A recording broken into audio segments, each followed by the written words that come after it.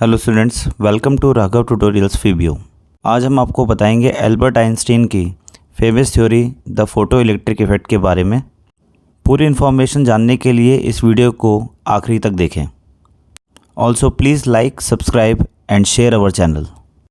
Quantum mechanics के आने से पहले ऐसा माना जाता था कि लाइट सिर्फ वेव की फॉर्म में ही ट्रैवल करता है, लेकिन इस मिथ को आइंस्टीन ने तब तोड़ा जब उन्होंने ये बताया कि लाइट के पास डुअल नेचर होता है, यानी कि उसके पास एक पार्टिकल नेचर भी होता है और उसके पास एक वेव नेचर दोनों होता है।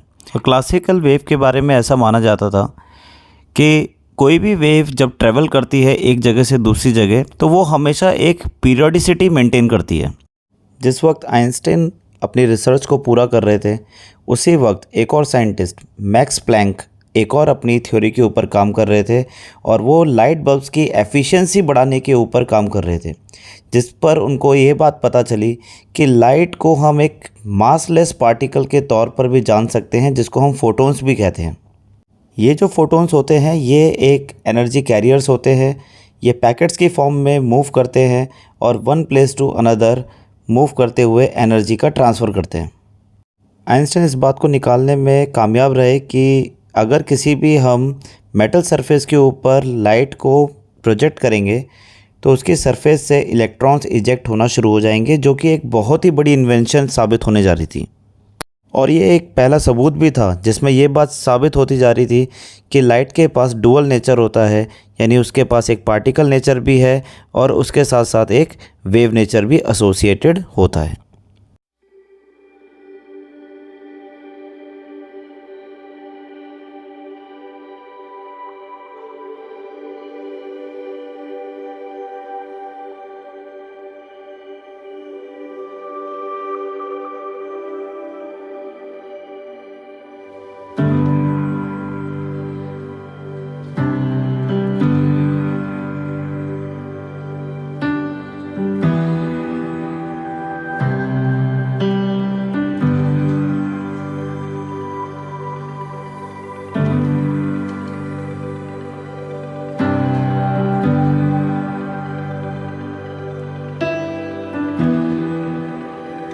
आई होप आप सभी को ये वीडियो काफ़ी ज़्यादा इंटरेस्टिंग और फैक्टफुल लग रही होगी। और नए साइंटिफिक फैक्ट से बनी वीडियोस के लिए हमारे चैनल को सब्सक्राइब करना ना भूलें। अब मैं आपको बताऊंगा कि किस तरीके से फोटो इलेक्ट्रिक इक्वेशन को डिराइव किया जाएगा और आइंस्टाइन ने किस तरीके से अपनी थ्योरीज़ को इक्वेशन में कन्वर्ट किया। ठीक है, तो चलिए देखते हैं। आइंस्टाइन फोटो इलेक्ट्रिक इफेक्ट को एक डायग्राम से समझने की कोशिश करते हैं। तो आप देख सकते हैं कि यहाँ पर एक मेटल प्लेट है जो कि एक फोटो सेंसिटिव प्लेट है, यानी कि लाइट के इंसिडेंट होने पर ये एक्टिव हो जाती है। तो होता क्या है यहाँ पर कि सन रेज से फोटोन्स जो है वो डायरेक्टली इंसिडेंट करती हैं इस मेटल प्लेट्स के ऊपर। ठीक है, और उसके बाद क्या होता है कि क्योंकि मेटल्स प्लेट जो यहाँ पर रखी हुई है, इसके ऊपर जो लाइट इंसिडेंट कर रही है वो in the form of E is equals to H nu, यानी इतनी एनर्जी कैरी करके वो लेकर आ रहा है। अब जैसे ही ये एनर्जी इस मेटल सरफेस के ऊपर इंसिडेंट करती है तो तुरंत क्या होता है कि इलेक्ट्रॉन्स जो हैं वो इसकी सरफेस से बाहर निकलने की कोशिश करते हैं। अब ये निकल तब पाएंगे जब एनर्जी जो इंसिडेंट कर रही है उसकी जो फ्रीक्वेंसी है वो थ्रेशोल्ड फ्रीक्वेंसी के बराबर हो, यानी न्यू नॉट जो है वो किसके बराबर होना चाहिए, ये थ्रेशोल्ड फ्रीक्वेंसी होनी चाहिए।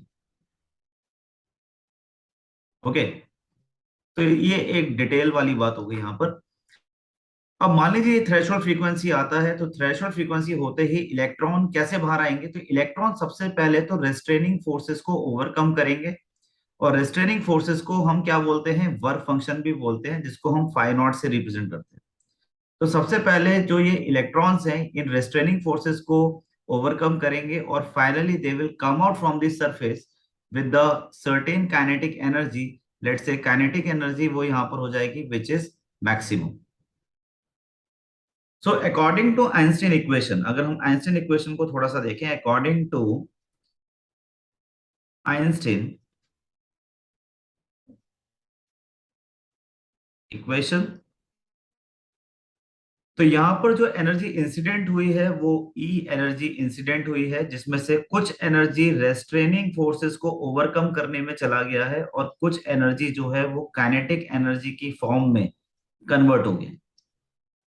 सो finally you will get that E is equals to, यहां पर अगर हम वैल्यूज को पुट करना अगर हम शुरू कर देते हैं, सो वी विल गेट ई की वैल्यू को पुट करेंगे, सो यहाँ पर एच न्यू आ जाएगा, यहाँ पर एच न्यू नॉट आ जाएगा, प्लस, और काइनेटिक एनर्जी की अगर हम बात करते हैं तो यहाँ पर हाफ एम वी मैक्सिमम का स्क्वायर आ जाएगा।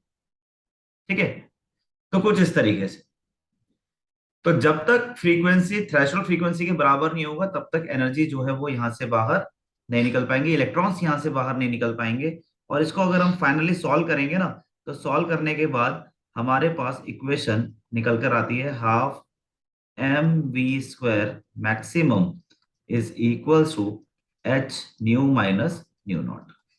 Okay, and this equation is nothing else is your Einstein equation.